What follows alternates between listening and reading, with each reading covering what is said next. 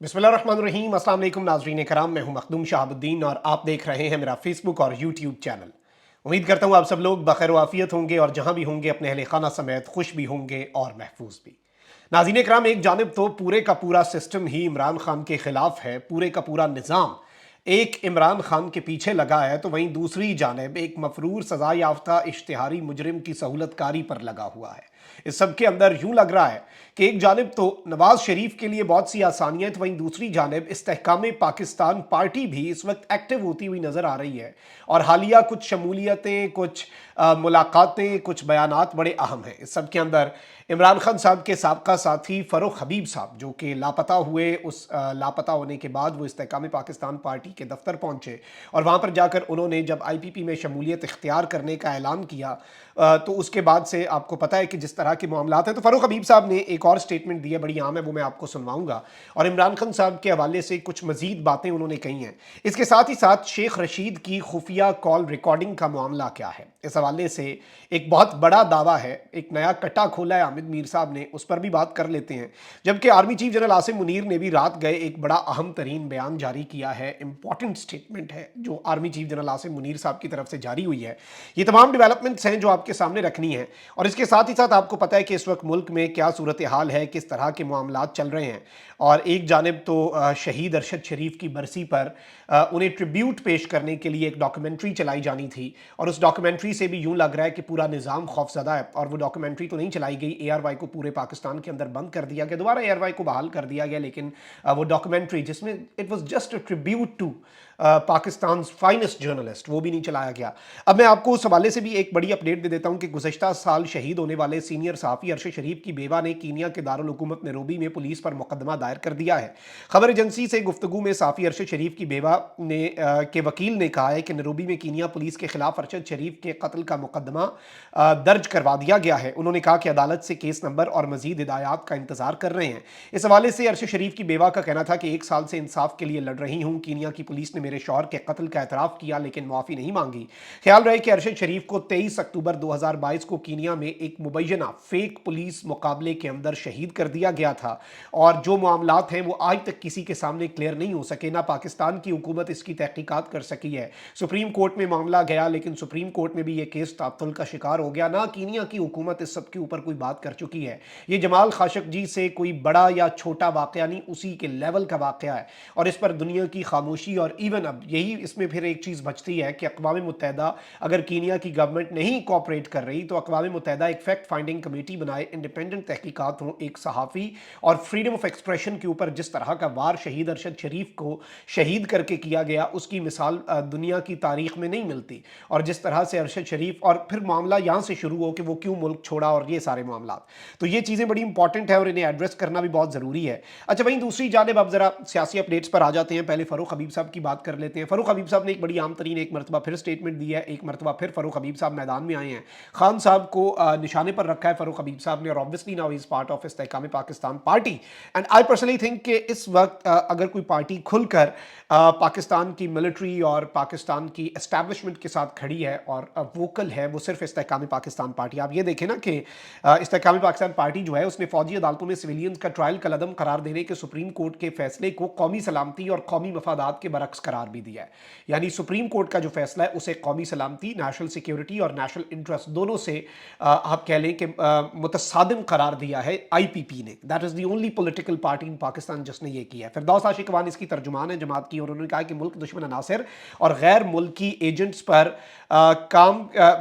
गैर मुल्की एजेंटों पर काम करने वालों से आनी हाथों से निपटना ज़रूरी होता है। उन्होंने कहा कि माजी में ऐसा कानून न होने की वजह से गैर मुल्की एजेंटों के खिलाफ मजबूत फैसले ना किए जा सके।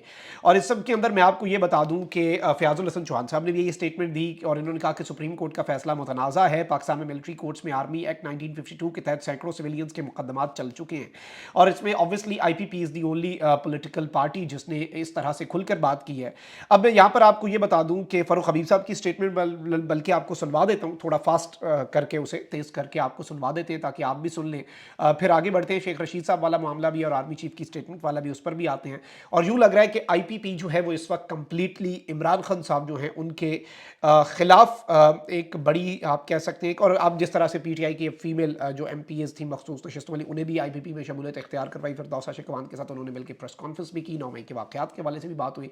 तो इस वक्त IPP जो है वो मुख्तलिफ लोग, फवाद चौधरी साहब ने भी मुलाकात की, बहुत से लोगों को IPP जो है वो दावत दे रही है जो PTI से अलग हुए सियासत से, लेकिन उन्होंने कोई जमात ऑफिशियली ज्वाइन नहीं की, उन्हें भी दावत दी जा रही है कि वो भी आएँ।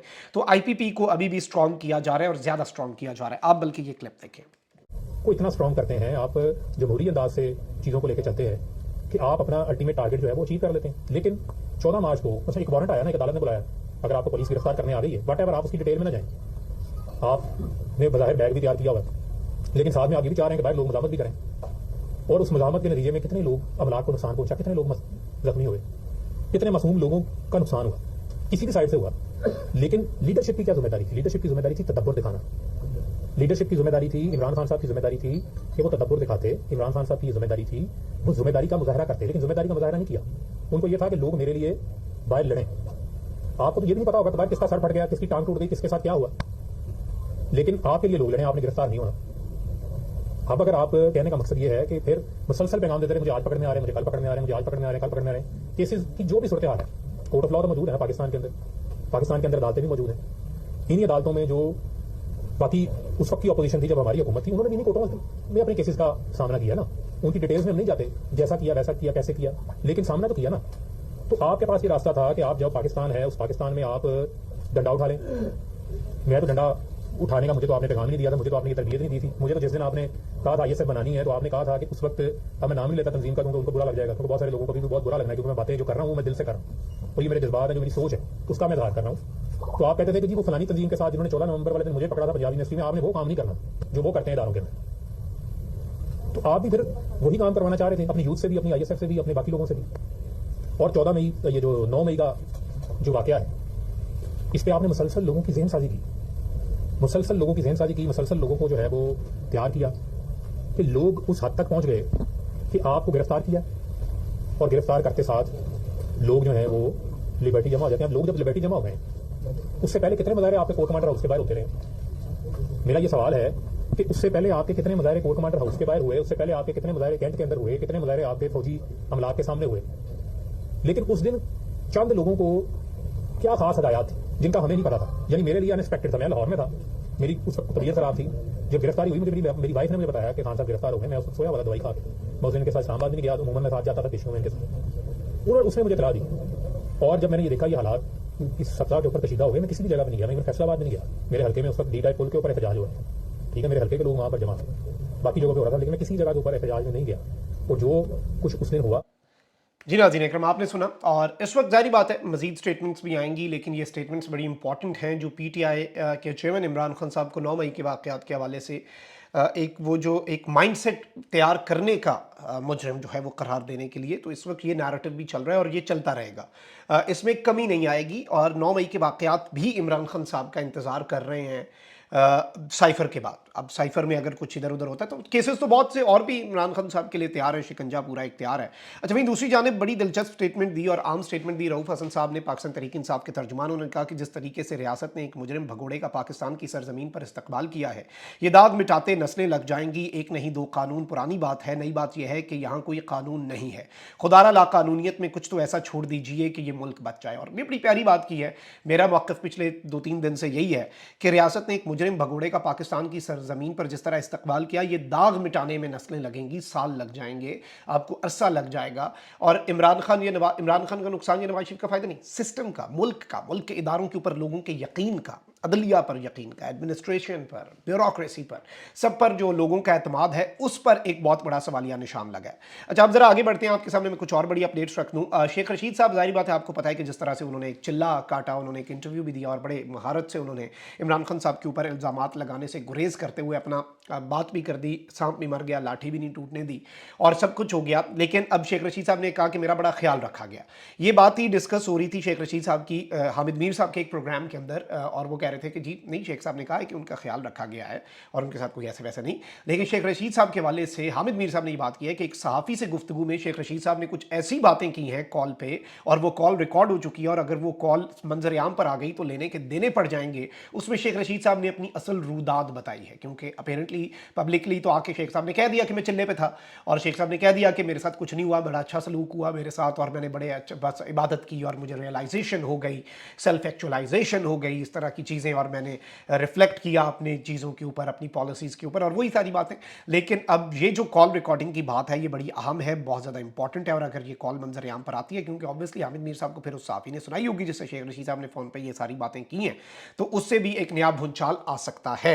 अच्छा, वहीं दूसरी जानिब army chief general Asim Munir ने इसराइली फ़ौज के हाथों मासूम शहरियों की शहादत पर शदीद तशवीश का इजहार करते हुए गजा में फौरी जंग बंदी समेत इंसानी हमदर्दी की बुनियादों पर राहदारी खोलने का मुतालबा कर दिया है। और army chief general Asim Munir से पाकिस्तान में फ़लस्तीन के सफ़ीर जो हैं उन्होंने GHQ में मुलाकात की, जिसके दौरान आर्मी चीफ ने गजा में जारी जंग में फ़लस्तीनियों की जानों के नुकसान पर ताज़ियत का इजहार किया।